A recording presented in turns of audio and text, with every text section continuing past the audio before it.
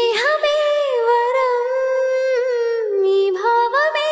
నిజం ఇది తెలుపబోతే భాష చాలేదిలా నా భాషలోన తీయందనం నా బాటలోన పచ్చందనం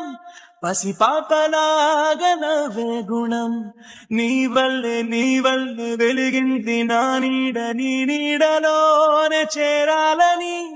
ఊరెళ్ళ పయనాలు చేయాలని ఈ పరవశంలోన నిలిచా ప్రాణశీలలా